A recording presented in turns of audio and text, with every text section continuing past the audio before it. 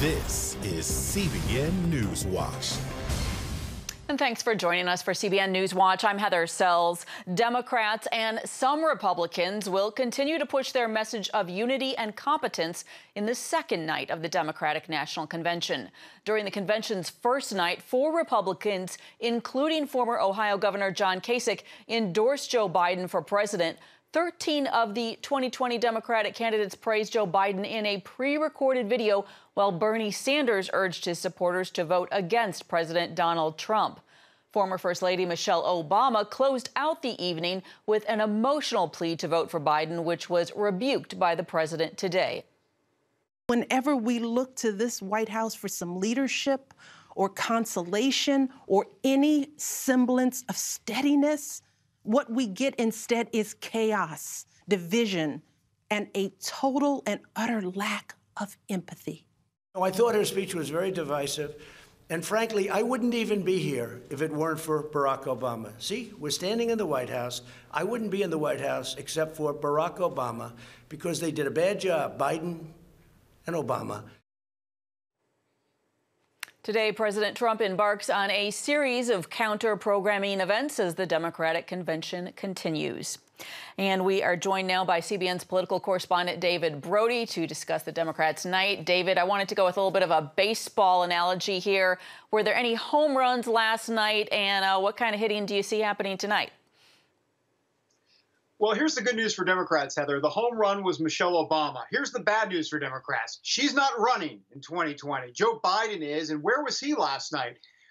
Look, I watched all 2 hours of this, every single minute, and the only time I really saw Joe Biden, other than in clips of video, was where he was kind of hosting, like Wolf Blitzer in the Situation Room, some sort of, tell me what you think we should do in the country. He's asking mayors and governors, and I'm thinking to myself, why in the world is Joe Biden asking them what they think when isn't the whole point to what does he think exactly? So, look, I thought this was kind of part late night infomercial, which all conventions are pretty much, part telethon and part Academy Awards that went about an hour too long with Eva Longoria. Look, I thought the whole thing looked a bit contrived. It is really hard to keep it exciting when it's virtual. I want to ask you a little more about Biden and the fact that we are not hearing from him, really not seeing him in unscripted environments. Fox News host Chris Wallace has called it the basement strategy. What is going on? Is the party trying to confine him? Heather, let me just be very clear, and I've said this on Faith Nation and a few other places, but I just want to be very clear. I mean, he's lost a step, and I don't say that in any sort of obvious derogatory way. I mean, that is the analytical view, not just from me, but quite a few others out there. The Joe Biden of 2016 is not the Joe Biden of 2020. He has lost a step mentally. I don't think there's any question about it. And it has raised a whole host of issues. And so what are they doing? Well, here's Joe Biden. Pretty much they want to keep him in the basement, sequestered. It's kind of a prevent defense football strategy, to use another sports analogy. In other words, you're up by a couple of touchdowns. At least that's what the Biden campaign thinks. And why trot him out there more than you really have to? And I think that's what's going on. Though, when he wants to do a hard-hitting interview, I guess Chris Wallace isn't his cup of tea, but Cardi B is, which makes you wonder about if Joe Biden can get that job done. Right. Well, and it's really going to be interesting when you think about the debates coming up. Is there any possibility that he is going to indeed step aside and Kamala Harris would indeed run for president after the convention? There has been some discussion of that. No, I understand there's been some discussion of it, and to be clear, that's from folks like Chris Cillizza over the Washington Post, a pretty liberal guy, and there's been chatter in the media. Look, my sources, at least, on the Democrat side, are telling me there's not a chance of that.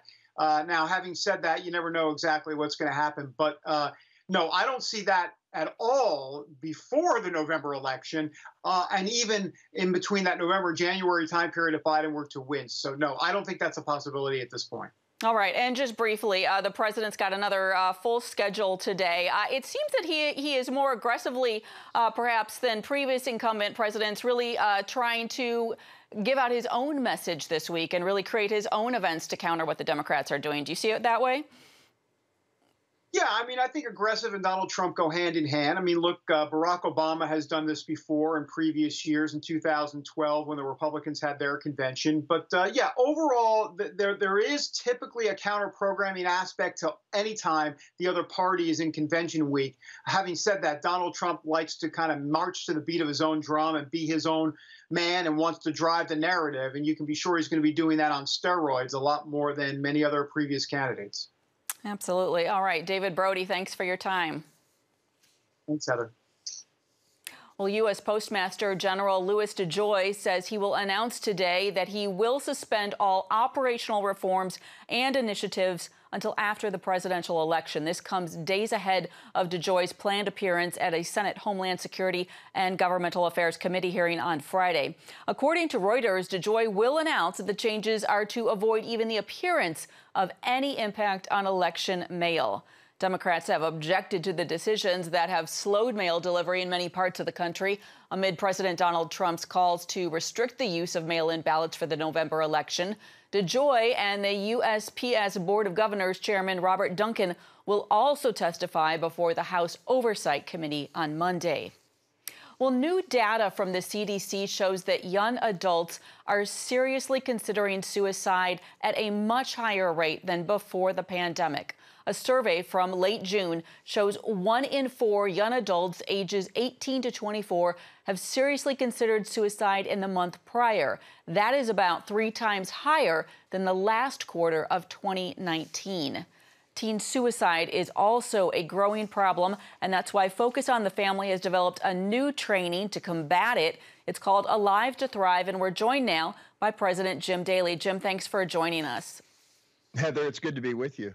Well, tell us, it sounds like there really are some proactive steps that people who have teens in their lives can take to help them prevent suicide. What can be done? Well, there's suicide hotlines. I think the culture is waking up to this, terrible situation. You think of the numbers, there's approximately 30 million people that fit that demographic, 18 to 24. And that's approximately 7 million people that have had suicide thoughts or ideation. And that's exactly why we created Alive to Thrive, to equip caregivers to the teens, those in relationship with them, parents most of all, but also coaches and youth leaders and others, pastors, to be able to identify those teens that are at risk and those 20-somethings at risk so that they can intervene and do what they need to do to help save a life. And I think, Heather, the biggest issue in the culture right now is just this diminishing of the value of human life generally. And I think that suicide ideation is just part of the downstream flow of us disregarding being made in God's image. It's really fascinating to think about that. How can people tap into this resource? Well, they can certainly come to focusonthefamily.com, the website, and navigate that to find it, or they can call 1-800-A-FAMILY, and it's free.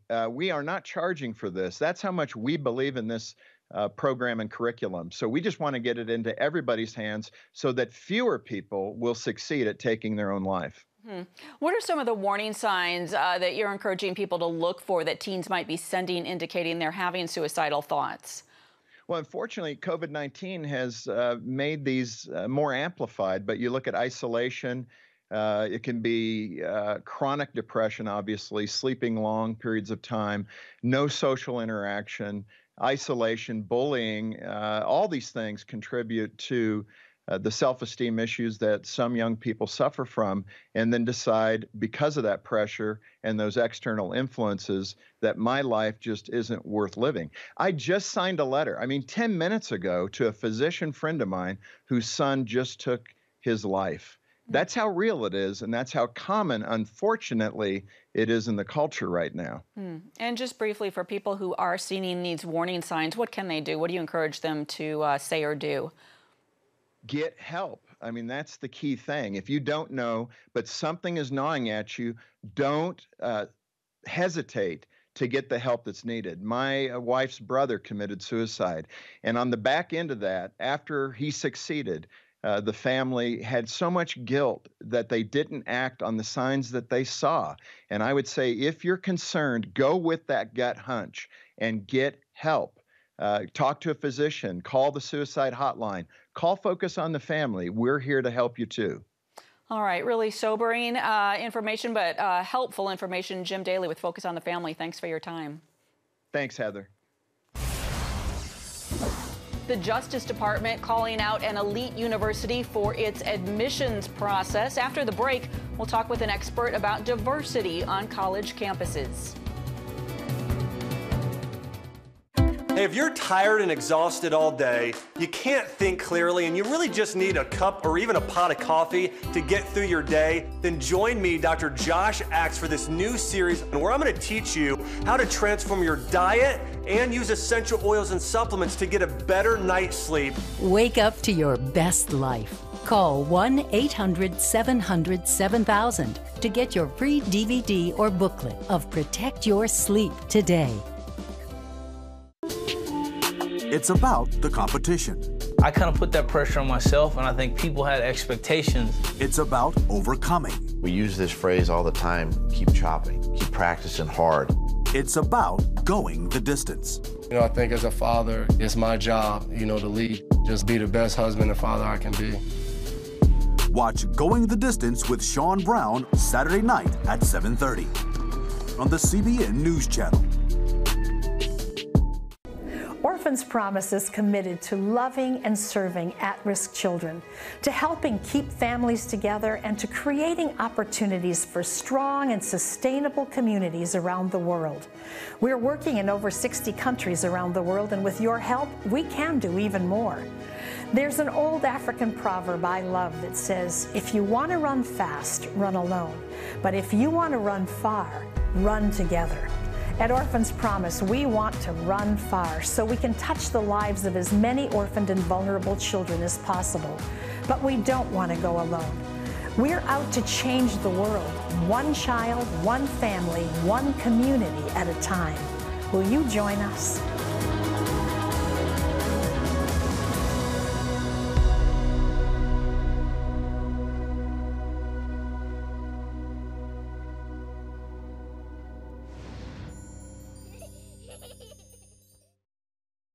An investigation by the Justice Department has found that Yale University illegally discriminated against Asian American and white students who were applying to the school. The department found that race is the, quote, determinative factor in hundreds of admissions decisions each year. The Supreme Court has ruled that universities may consider race in admissions, but must do so in a narrow, tailored way to promote diversity. And here now to help us understand more is Mike Gonzalez. He is the senior fellow at the Douglas and Sarah Allison Center for Foreign Policy at the Heritage Foundation. He's also the author of a new book, The Plot to Change America: How Identity Politics is Dividing the Land of the Free. Mike, thanks for joining us today. The Justice Department says that Yale must agree in the next 2 weeks to change its admissions process. The president of the university so far is saying the school will not change. Where do you see all this headed? Well, I'm afraid it might have to be the courts. There's a Harvard case also having to do with Asian Americans that is also headed for the courts. I think eventually the Supreme Court will have to strike down all matters of racial preferences, not just in university admissions, but in contracting, in hiring, in housing, in everything. What we have seen over the last 3 or 4 decades is the emergence of a rival constitution that is at variance with the Constitution of 1787, which and the ideas of equal protection under the law. So this is going to have to be resolved by the courts, unless Yale, even if Yale agrees, the Harvard case will eventually end up in the courts as well. Do you think a lot of schools are operating in a similar fashion to Yale and making race the determinative factor in admission decisions, or is Yale more of an outlier? I think all of society is. I think especially in the summer of 2020, we've had a real revolt here in terms of what the media has chosen to show us. Obviously, the very tragic death of George Floyd has touched off protests and riots, many of which were orchestrated, and our leaders are desperate to show good faith and good intentions. And so I think that the Justice Department, by taking a step against this idea that we have to make cold decisions in life with regards by weighing race is something that is going to have to eventually end up in the courts. We at the United States cannot continue like this. These things are unconstitutional. The reason I wrote my book, The Plot to Change America, is precisely because of this. There's one quote by Assistant Attorney General Eric Dreiband last week when he says, unlawfully dividing Americans into racial and ethnic blocks fosters stereotypes, bitterness, and divisions. That is, Dreiband has it exactly right, and that is the reason I wrote my book, The Plot to Change America. Yeah, so it's so fascinating because, of course, you know, you can say everyone in this country wants everyone to have equal treatment. And so if the way we've been doing it is not working, what do you think is the best way? And specifically with regards to admissions processes, how can colleges do it better? Well, the law or any entity that uses taxpayer money, that is practically every university in the country, has to give us equal treatment, has to treat every American equally, has to be colorblind. That's what the Constitution and the 14th Amendment called for. That is what Title VI of the 1964 Civil Rights Act calls for. We have done the opposite. Soon after ending legal segregation and legal discrimination and flagrant segregation during the Civil Rights Movement, we moved right away into doing the opposite, into doing the same thing, actually, again, using race as a factor in decisions in everyday life. This should be found illegal by the Supreme Court. Well, it is really fascinating, and I know it's going to be a long time trying to make this right, but for now, thank you for your insights, Mike Gonzalez. Thank you very much. Turning to California now, wildfires there are worsening as temperatures are continuing to spike. Millions of people are finding themselves under heat warnings. The heat and lightning strikes are fueling nearly 30 wildfires across the state. The largest is the Loyalton fire, which is burning nearly 40,000 acres in Northern California. It's destroyed 5 homes. Officials say the next 48 hours are crucial for crews on the ground. A new protocol, how to keep your memory intact. Just ahead, one doctor's plan to fight against Alzheimer's.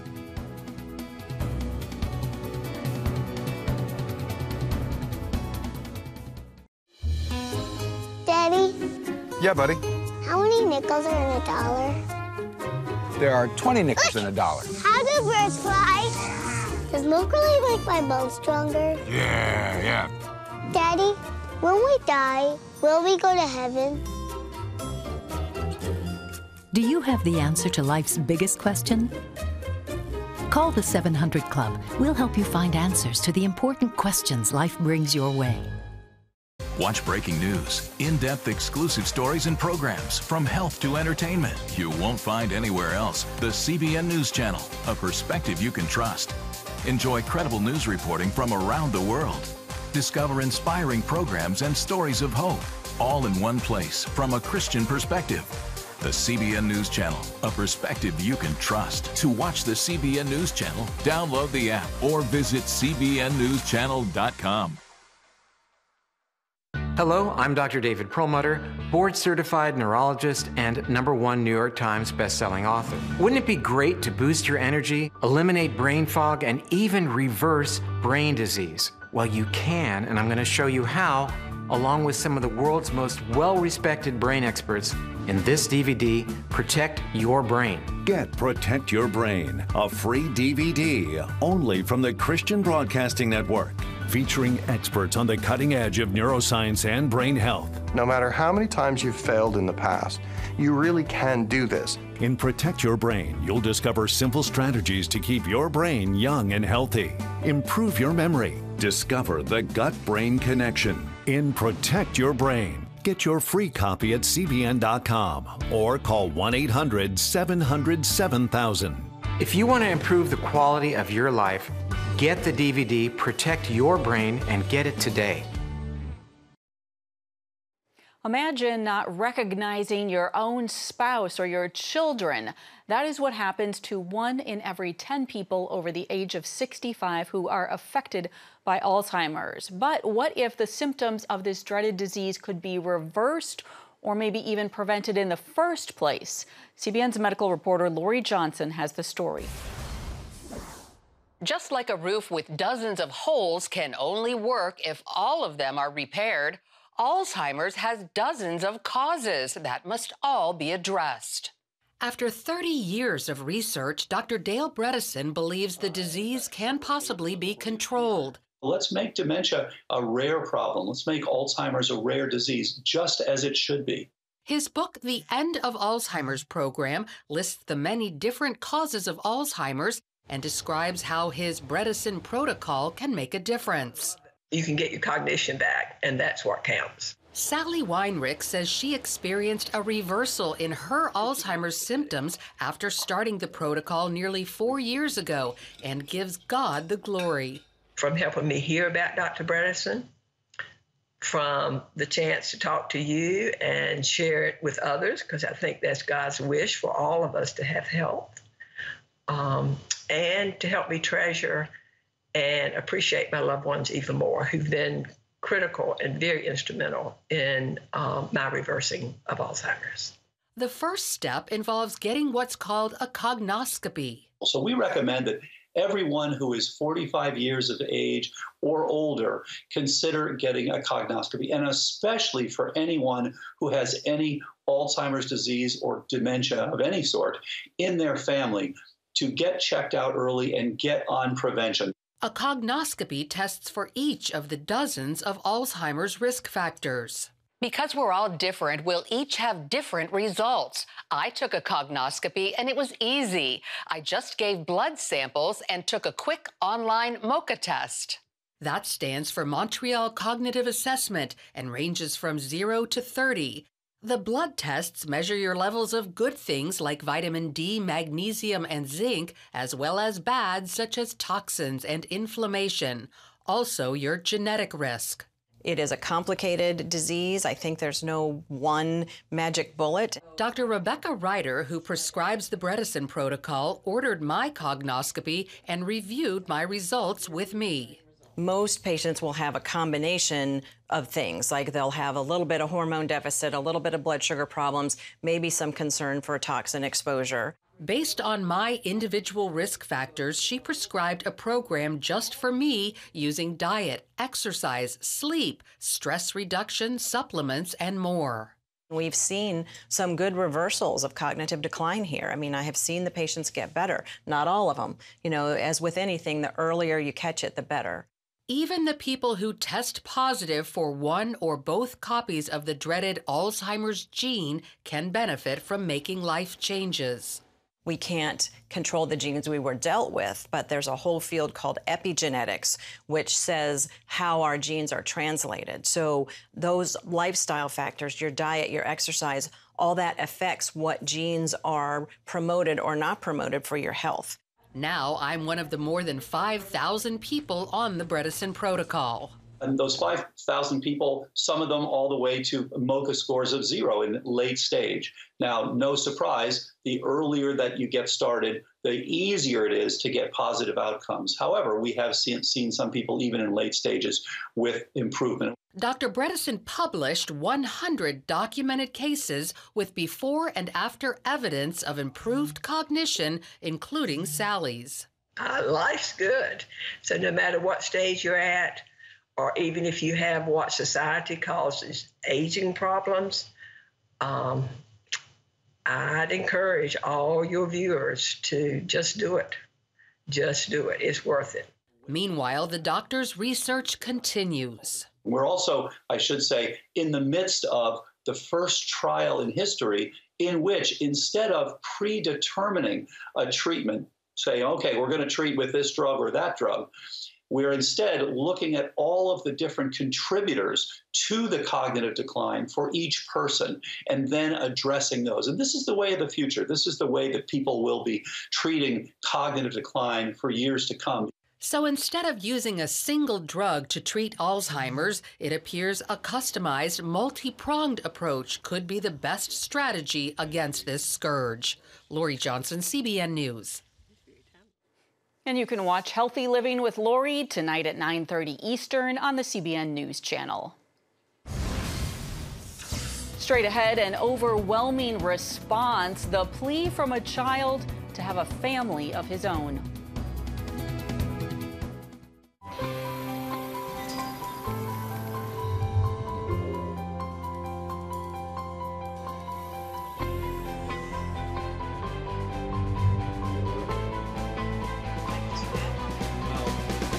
I am Region's first ROTC graduate student.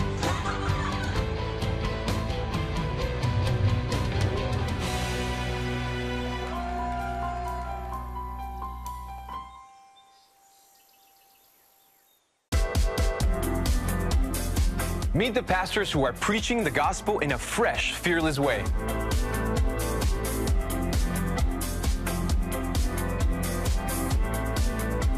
I'm Roberto Torres Cedillo. Join me each week for Next Gen Voices.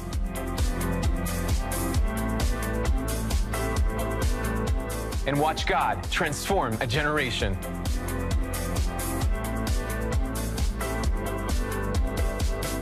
How'd you like to get a redo on your health, on your body, on your arteries, so you could have the energy you had 20 years ago? The great news is you can.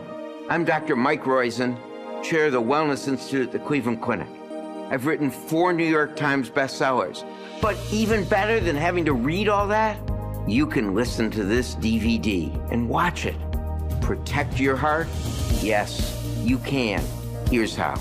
Go to CBN.com or call 1-800-700-7000 for your free copy of Protect Your Heart. Let the medical experts show you their new discoveries on how to avoid heart disease and even reverse it. Easy steps to uncover the hidden dangers in your medicine cabinet, reduce stress, and get a complete do-over for your health. Call 1-800-700-7000. That's 1-800-700-7000. Or go to CBN.com to claim your free copy of Protect Your Heart.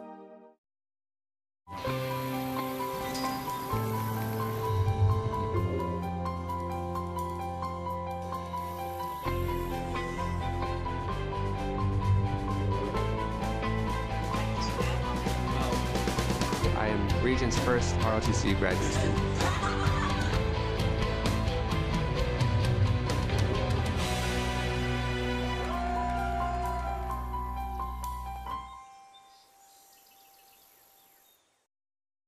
An Oklahoma boy has received 5,000 adoption inquiries 12 hours after he pleaded for a family in an interview that has gone viral. The 9-year-old boy is named Jordan, and he lives in a group home right now. He has been in the care of the state's Department of Human Services for 6 years. A local news outlet spoke with Jordan about what he wanted, and he said a family. Since then, thousands of people have reached out hoping to grant Jordan his wish. And that's it for this edition of CBN News Watch. Please remember that you can find more of our news programs on the CBN News channel anytime or online with cbnnews.com. And please tell us what you think about the stories that you've seen by emailing newswatch@cbn.com or just talk to us on Facebook, Twitter, and Instagram. We hope that you will join us next time. Have a great day.